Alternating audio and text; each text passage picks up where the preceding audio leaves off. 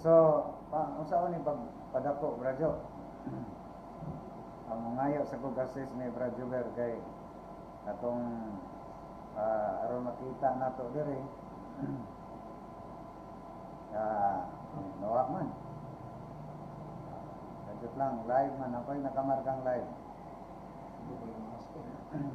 Nara. Okay na. So, naka-live no? So, bago tayo magsimula, humingi muna tayo ng panalangin sa banal na Espiritu. Ngalan ng Ama, ng Santo, Amen. Halina Espiritu Santo, punayin mo ang puso ng mga sumampalataya sa iyo at pagkalapin mo sa kanila ang init ng iyong pagmamahal. Isugo mo ang iyong Espiritu at lahat sila'y muling magbabalik loob at mabago mo ang larawan ng mundo. Manalangin tayo. O Panginoon, nasa pamagitan ng liwanag ng iyong Espiritu Santo, tinuruan mo ang puso ng iyong manampalataya. Naway sa pamagitan din ng Espiritu Santo, kami manatiling mulat sa katotohanan, gagalak sa iyong paggaling sa pamamagitan ni Kristong aming Panginoon. Amen. Sa ngalan ng Ama, ng Anak, ng Espiritu Santo. Amen. Once again, magandang umaga, happy Sunday, o magandang tanghali, magandang hapon, magandang gabi sa lahat ng iba't ibang bahagi ng daigdig, especially po sa ating mga kapatid ng mga OFWs na palaging nakasubaybay sa ating channel, sa YouTube channel natin, ang pagsisiwalat ng katotohanan, sa katotohanan. Yon ang ating YouTube channel. So, sa lahat ating mga kasamahan dyan sa Luzon, Attorney Ben, kasama natin sa Board of Governors sa Safety National. Magandang umaga sa iyo. Sandali lang ating yung di man hindi makita natin ang may comment. Ito na lang para makita natin ang nag-comment. Sandali lang ating balikan. Okay. So, patuloy tayo mga kapatid sa lahat ang Reverend Father Brando Villegas, ang Spiritual Director sa Catholic Faith Defender National, sa Theological Director Reverend Father Abi Arganyosa, at saka si Father Gilbert Ambroso sa Milan, Italy. Aninyahan pa ako sa kanya na makasali. Sa maraming salamat sa opportunity, Reverend Father Gilbert Ambroso. Siya po ang palaging nakasulbay sa ating YouTube channel, ating live sa FB. Doon siya sa Young Formation, doon siya nag-graduate sa Young Theology, Young Formation sa Italy, Milan, Italy. So, mayroon siyang isinagawa nga twice a month nga Bible study para po sa mga OFW. So, palagi siya nakasubaybay sa ating YouTube channel. At saka si Father Ricky Hentes, nandyan pa rin sa Italy. Ating sagutin yung paano po natin mapaliwanag, Brother Tata, yung teaching natin na pag ang tao ay mamatay ng yung physical na physical death, ang ating tore tapos mayroong judgment, immediate judgment according to Hebrew chapter 9 verse 27. Bakit mayroon pa tayong, ayon sa kanang tanong, mayroon pa tayong 9 days prayer at saka 40 days. Saka 40 days, prayer na naman. Ano po ba ang ating paliwanag nito na mayroon pa siyang ginamit na ang sitas, ang Revelation chapter 1 verse 7. Ating maning basahin mamaya. Ang yun ang tanong sa kanyang anak. Paano, bakit 40 days pa, hindi ba yun nag-contradict na parang sa ating Panginoong Hesus na bago siya umakyat sa langit, yung ascension. Sandali lang, bakit laging yung ating ating sa TV, para laging maka yon sa mga nakasubaybay sa nilitin. So, katulad ng ating Panginoon Jesus, bago siya umakyat sa langit, nakisama pa siya na sa loob ng 4 na taon, 40 days, nakasama siya bago siya umakyat sa langit, kung bago siya yung ascension of Jesus. So, ating sagutin ay para po makabigay tayo. Yun ang tamang ginawa ng kanyang anak, nagtanong sa kanyang ama.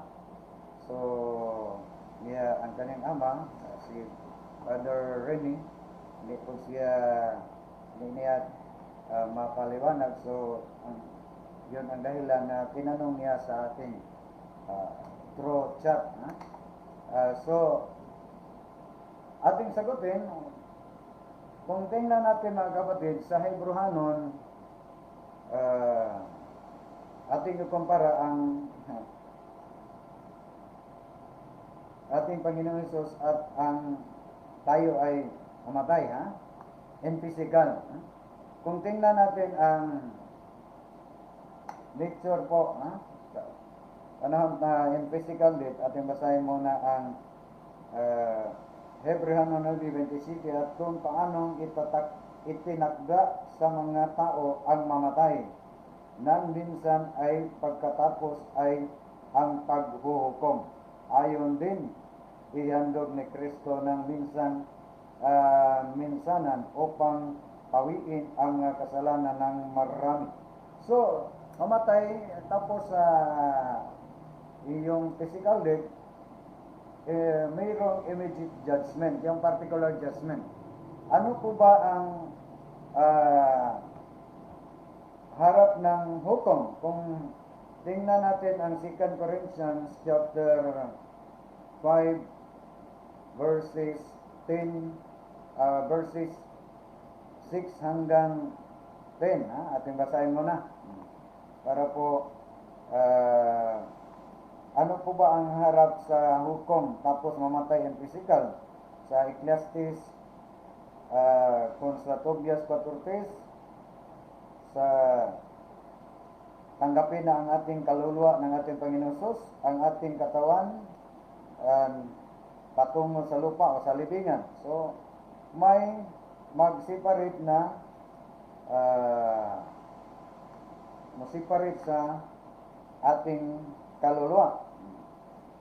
Ating basahin ang 2 Corinthians chapter 6 hanggang kama 10 na lang, kama 10. Kaya malakas ang aming loob, alam naming habang nakatira kami sa katawan lupa, ay malayo kami sa piling ng Panginoon.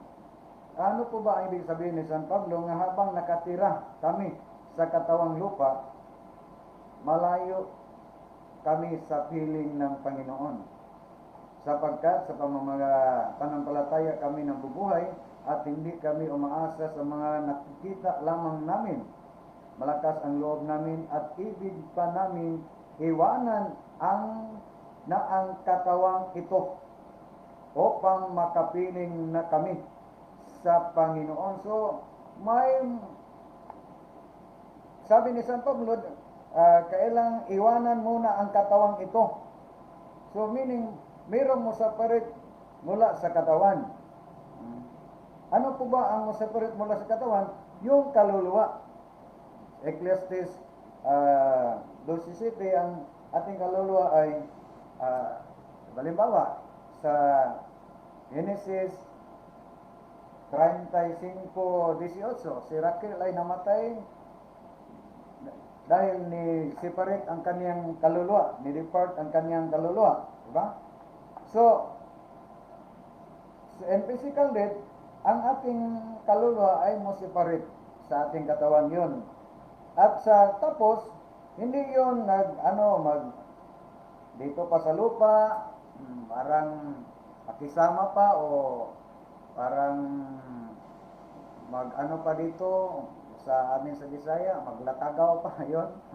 So, tapos sa mamatay ang tao, mayroong immediate judgment, yung particular judgment, haharap siya sa hukom. Kung basahin natin ang 10, versikulo 10, ano po ba ang sabi ni San Pablo? Sapagkat lahat tayo'y haharap sa hukuman ni Kristo upang tumanggap ng nararapat sa kabayaran sa lahat ng ating ginawa dito sa lupa, maging mabuti o masama. Bagsak naman yung turo ng mga kapatid nating born na sapat ng panampalataya, wala nang mabuting gawain, ligtas na, faith alone equals salvation. Kung wala nang gawa, faith alone lang, yung panampalataya lamang, ano po ba ang basihan ng hukom? Sabi ni San Pablo, ang basihan ng hukom, panahon ay harap tayo sa hukuman ng ating Panginoon Jesus. Ang basihan ay ang ating nagawa dito sa sanlibutan, sa lupa, mabuti or masama. So, in physical death, mamatay po tayo, in physical death, ang ating kaluluwa ang harap ng hukom para po sa hukuman. So, hindi na yon pa dito sa sanlibutan. Parang makisama pa sa kanyang pamilya. Dito tayo sa ating Panginoon Jesus, sa panahon nga po siya ay namatay. In physical In physical, ating gamitin ang sandali lang, may nalaglag. Ating gamitin ang Catechism by Moro. Ating gamitin sa pahina 72 o sa numero 36. Kung ating basahin, when Jesus died, His body and soul were separated. Ating basahin sa ibaba sa number 3. While his soul was in limbo, Christ's body was in the holy sepulchre, yung nandun sa libingan. When man dies, his soul is separated from the body. Yun ang turo ng Catechism. When Jesus died, his body and soul were separated, but his divinity remained united to both body and soul. So, pati si Jesus sa tuwing panahon na siya po ay namatay, napako sa cross at namatay at inilibing, ang kanyang kaluluwa ni separate po sa kanyang katawan. Ang kanyang katawan nandun sa libingan, ngunit ang kanyang kaluluwa hindi namatay. Nagpunta sa limbo. Kung ating basahin, ang supporting verses, ang si 1 Peter, yun man ang mabasa natin sa Catechism of the Catholic Church by Moro. Kung ating basahin ang chikan 1 Peter chapter 3 verse 18, ating basahin muna mga kapatid para po tayo mabigyan ng paglilinaw sa ating mga kapatid na nagtanong. Ang kahalagahan ng paghihirap, ngayon ang heading. Si Kristo nga'y namatay, paminsan magpakailanman. Dahil sa ating mga kasalanan, siya na walang kasalanan ay namatay alang-alang sa atin na mga kasalanan upang madala niya tayo sa Diyos. Namatay siya sa laman, sabalit binuhay sa Espiritu. Sa Espiritu nagtungo siya at nangaral sa mga Espiritong nakabilanggo. Sino po bang mga Espiritu nakabilanggo? na mga sumuwain noong panahon ni Noe. Samantalang matyagang naghihintay ang Diyos habang ginagawa ang daong kakaunti lamang, walo katao ang nakaligtas noon sa tubig. So, sa espirituhanon po na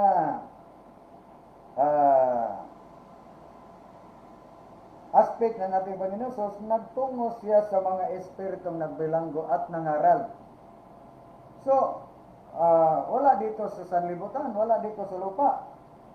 Ngunit, sa panahon na siya po ay muling nabuhay, iba yung ating Panginoon sa resurrected body niya, body and soul, divinity at pagkatao, kompleto, nakisama siya sa kaniyang mga apostol. So, malaking kaibahan. So, resurrected body na yung nakisama ng ating Panginoon sa kaniyang mga alagad. Ngunit sa ang tanong natin kapatid, pag mamatay tayo, ang ating kaluluwa ay harap sa hukom. Hindi na yun mabalik pa dito sa lupa. Halimbawa, ang gospel po ni St. Luke, di ba? Gospel ni St. Luke, na patungkol kang Lazaro at sa isang taong mayaman. Bakit po palaging yung previous screen natin? Taong mayaman. Di ba, si Lazaro nandun na sa kaharian ni Amahan Abraham. Yung limbus of the Father. And then, ang isang taong mayaman, nakita niya na si Lazaro ay nandun sa sabatan po, sa piling po ni Amahan Abraham. At mayroon siyang request dasal. Parang nagdasal siya kang Father Abraham. Kung pwede, Amahan Abraham, papuntahin mo dito sa akin si Lazaro para po mahipo po niya ang kanyang mahipo po ang kanyang mga kamay sa aking bibig para po tanggap ng lamig. Kaya parang ang grabing init sa kanyang napuntahan. Pero sagot ni Abraham na hindi pwede kaya mayroong boundary. Kalawang option, yung kalawang hingi ng isang taong mayaman, kung pwede Amahan Abraham, papuntahin mo si Lazaro doon sa lupa, doon sa sanlibutan, para po mabigyan ng payo ang aking mga 5 kapatid para hindi po sila mapunta dito sa aking kinalalagyan. Diba? So, ibig sabihin, wala na eh. Ano po ang sagot ni Amahan Abraham? Pinabalik ba si Lazaro dito sa lupa? Sa tuwing si Lazaro ay namatay, nandyan siya sa piling ni Amahan Abraham, yung limbus of the Father? Hindi. Sabi ni Abraham sa taong mayaman, nandun na sila Moses at sa mga propeta. So, meaning, tapos namatay si Lazaro, wala na nakisama si Lazaro within 40 days sa kanyang pamilya. Direct harap ng hukom. So, ano po ba ang kaibahan? Bakit po ang ating Panginoon yung resurrected body na muli nang nabuhay ang ating Panginoon, siya nakasama sa kanyang mga apostol? Ano po ba ang rason bakit po ang ating Panginoon ay nakisama pa within 40 days? Kung ating basahin ang tanong dito sa Catechism by Moro, why did Christ remain on earth 40 days after His resurrection? Ang sagot, Christ remained on earth 40 days after His resurrection to prove that He had truly risen from the dead and to complete the instruction of the apostles. Yun ang dahilan na nakisama pa sa within 40 days sa kanyang malagad para po ma-prove na siya ay muling nabuhay at para po makumpleto ang kanyang mga instruction, yung mga kautusan. Halimbawa, sa panahon ng ating Panginoon Jesus ay muling nabuhay, di ba nagtatag siya ng mga sakramento? Una niyang tinatag ang sakramento ng binyag, bautismo. Di ba? So, bago siya umakyat sa langit. Yun ang pinatter natin na 40 days, pwede na din tayong handog na dasal sa ating mga kapatid na tumaliwan na dito sa lupa, yung nasa kabilang buhay na, at nangilangan sila ng ating dasal, nandyan pa sila sa purgatory, kaya wala namang basta-basta makapasok sa langit na may kunting sala. Ayon sa Pinaliyag 21-27. Ang lahat ng nandyan sa langit ay lahat sila po ay mga banal na. Di ba? O, yung ating mga kapatid na mga born again, para sa kanila ay sila ay ligtas na sa ligtas na po sila sa sapat na yung panampalataya. Nakamit na ng kaligtasan, eternal life. Pero nandito pa sila sa lupa na ano pa, di ba? So, pagtanungin natin sila, ligtas naman kayo, pastor o brother, para langit na po kayo, para langit na. Ang pagkapunta sa langit ay walang sala. Pinadayag 21 City, walang kahit kunting sala. Wala na po silang sala. Kayo po ba ay para langit na po, kayo mga born again, ay wala na po kayo ng sala, para po makonsidera po na para langit na po kayo. So, wala na po kami sala. Niligtas na po kami. Nilinisan ng ating Panginoon sa panahon siya ay napako sa cross sa unang Juan 5:7. Ang ganon, sabi ng San Juan, sa unang Juan 5:7, di ba? Kung ipatuloy natin sa 8, ang sabi ni San Juan, kapag ang isang tao ay umaamin sa kanyang sarili na wala na siyang kasalanan, ang taong ito ay malaking kasinungalingan. Bakakon.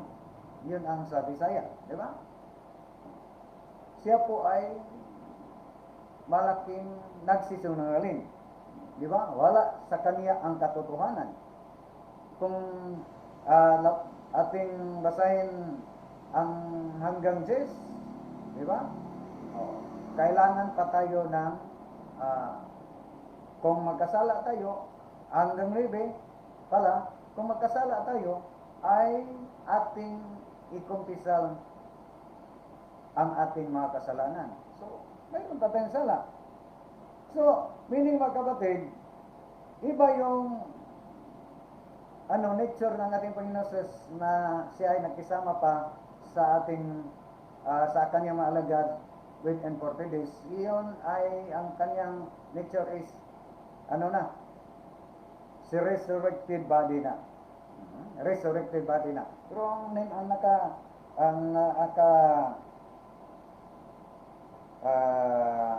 ang maganda mga kapatid sa turo ng katekism natin, but his divinity, so kanyang pagka-Diyos, remain united to both body and soul.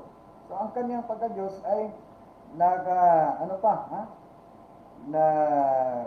remain, nananatili pa sa kanyang katawan at sa kanyang kaluluwa. Ngunit, ang kanyang kaluluwa nisiparit na sa kanyang katawan. Nandun na sa libingan. So, bakit po ba ang mayroon tayong sa tradisyon natin, bilang mga Katoliko, mayroon tayong 9 days of prayer. Halos lahat ng mga ating mga selebrasyon, kahit pista ng ating mga patron, ng mga kapisan po ng mga banal, mayroon tayong novena, di ba? Novena. Meaning sa Latin, noven, ibig sabihin 9 days. 9 days of public or private prayer for some special occasion or intention. Saan po ba natin to pinapattern? Kung tingnan natin, pinapattern natin yung sa puling na buhay ang ating Panginoon Hesus, nakisama pa siya sa kanyang mga apostol within 40 days, tapos sa 40 days, makyat siya sa langit, at ang mga apostol ay nagtipon-tipon sa isang lawak, isang kwarto, at within 9 days sila po ay nagdasal para po nagpreparasyon para po sa pagdating ng Holy Spirit within 9 days. Pagka ikasampo, sa kung 40 days, nakisama ang ating Panginoon Jesus, and then umakyat sa langit, ang mga apostol ay nagdasal within 9 days para preparasyon pagdating Holy Spirit. Pagka ikan 10 araw, yun na po ang 40 days on Pentecost, dumating na ang Holy Spirit at napuspos na sila sa Holy Spirit at doon nagsimula silang nangaral. At sa panahon iyon, sa araw na iyon, may nadagdag na sa kanila nga 3,000 na mga nabinyagan sa mga apostol na ang nanguna po ay si San Pedro. Yun pinatter natin. Pero hindi, malaging kaibahan sa nature po ng ating Panginoon Jesus na siya ay resurrected body. So makita po siya, ngunit hindi na kailangan pang immaterial aspect na kailangan bigla siyang nakapasok sa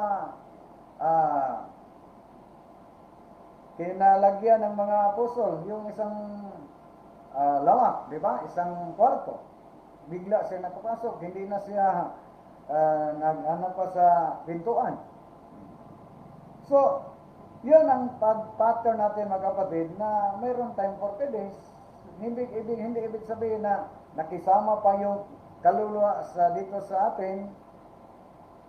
Iba ang nature po ng ating Panginoon Jesus, iba? Na siya ay isa ng resurrected body. Kompleto yon, ang kanyang pagka-Diyos, ang kanyang pagkatao, ang kanyang katawan at kaluluwa. Kompleto na yung nakisama na. Yan ang dahilan na si St. Thomas, Apostol Thomas ay doubtful siya na hindi siya maniniwala ng ating Panginoong Jesus ay muling nabuhay. Sa ikawalang linggo, muling napakita ang ating Panginoon sa kanyang mga alagad. Nandiyan na si Thomas. Yan ang dahilan na sinabihan ng ating Panginoon Jesus si Thomas na, Thomas, hawakan mo ang aking kamay, hipuin mo ang aking dito sa mga sugat sa kanyang dito sa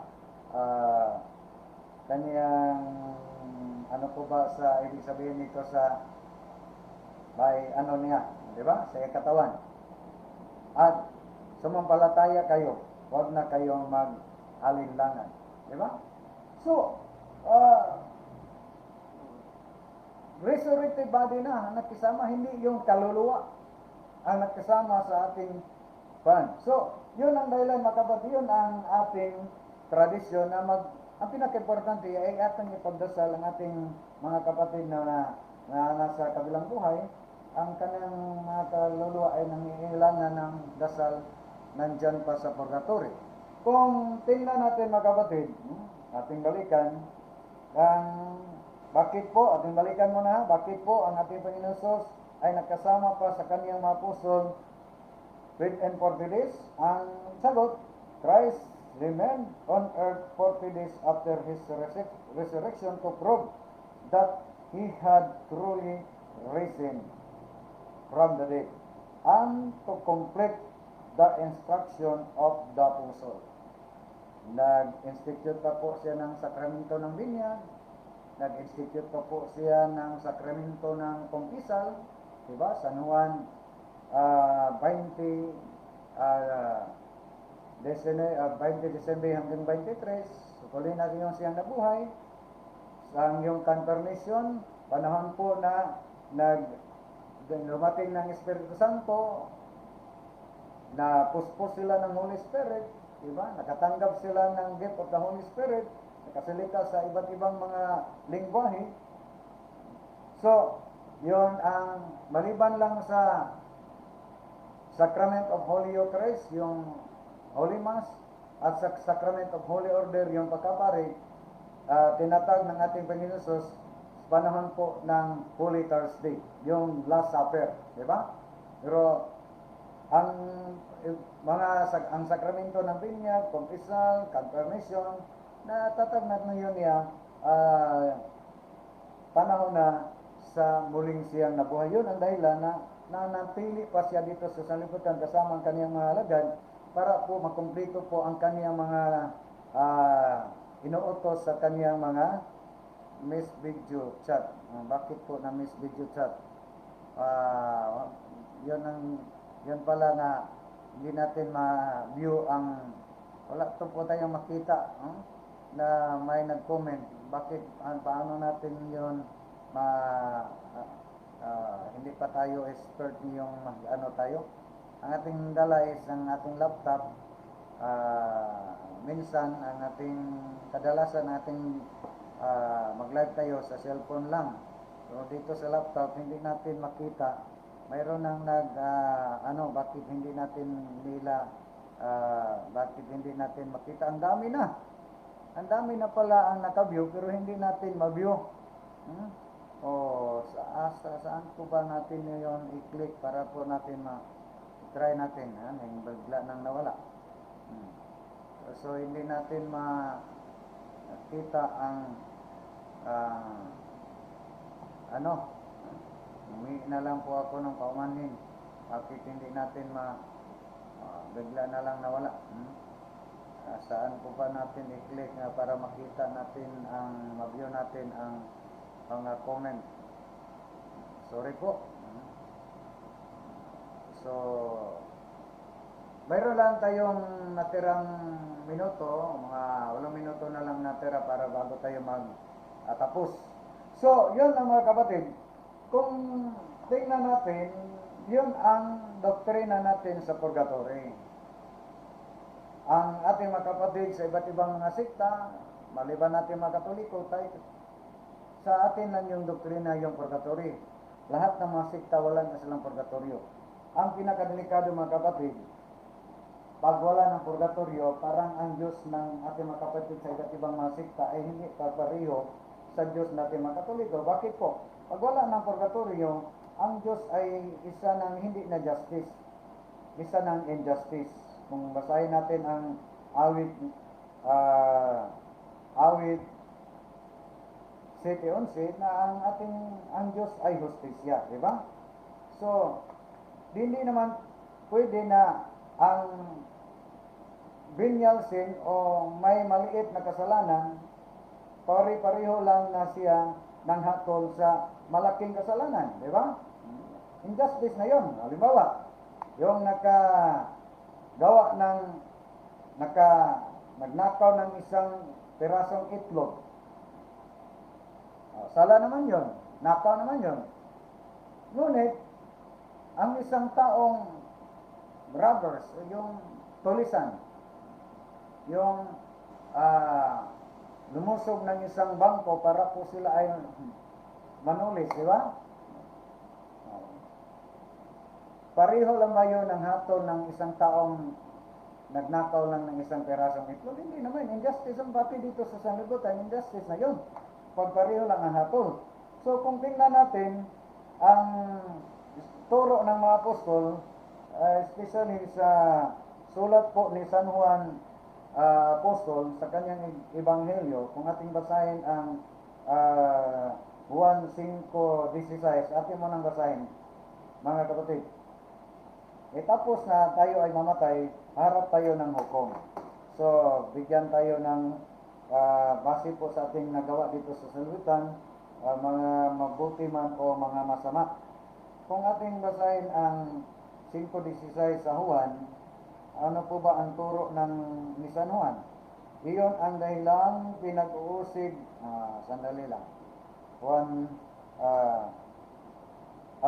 pala. Ang epistola pala ni St. John. Unang Juan 5:16.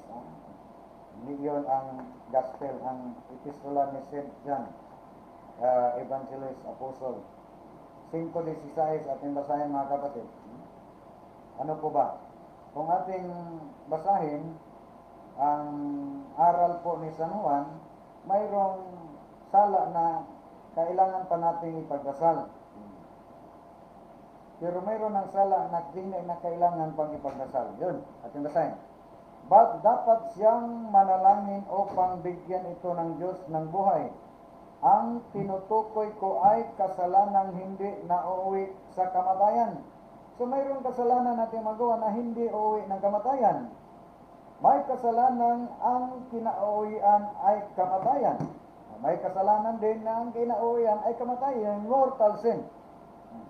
Hindi ito na ang sinasabi kong idalangin niya. Lahat ng kasamaan ay kasalanan. So, lahat ng kasamaan ay kasalanan.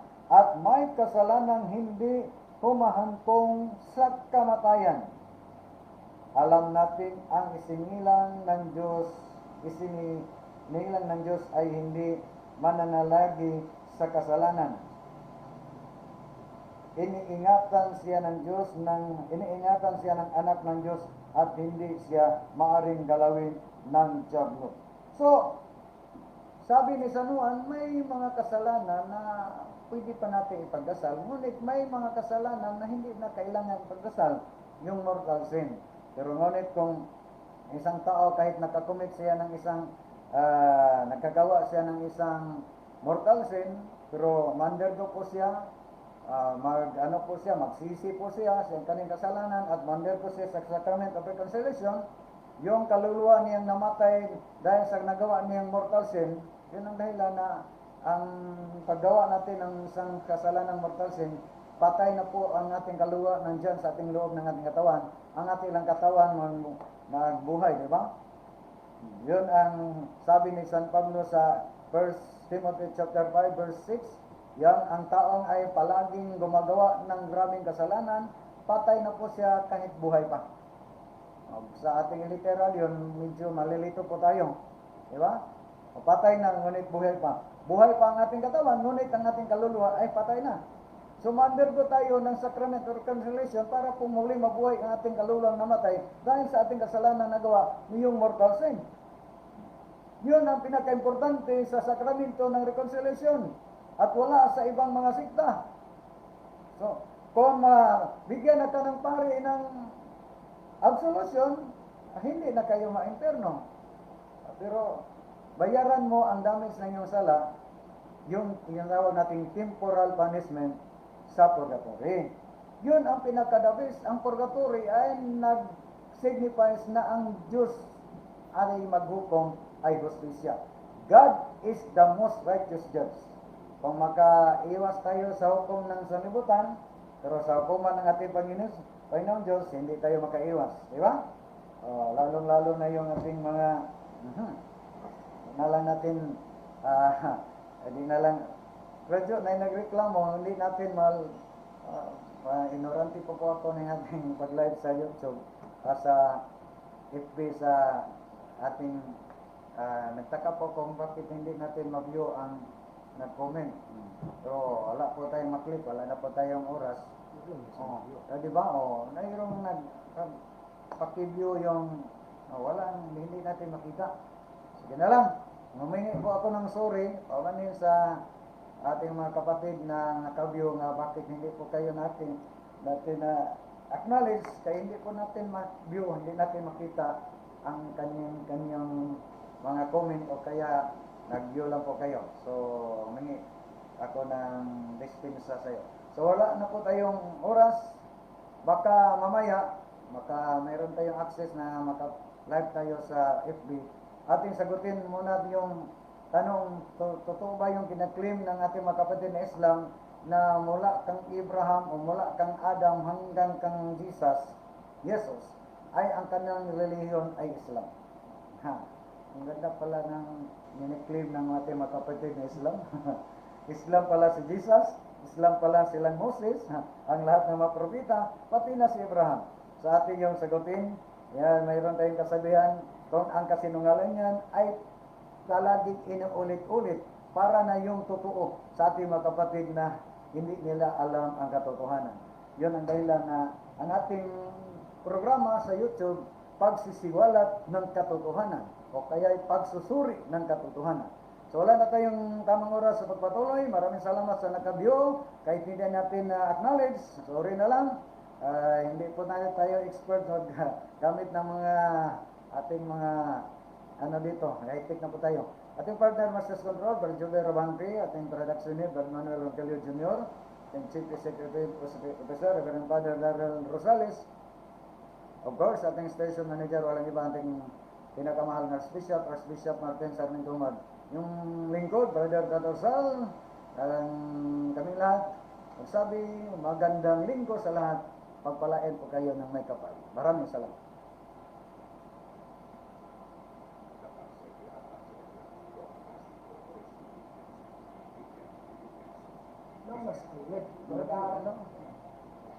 Unsaon ang problema ani wala ko ani radyo. Unsaon ni ron pag kuan ani radyo? May pag dili na lang ako ganin gidala aron makita na ko ang ana unsaon na napagputol ana. No?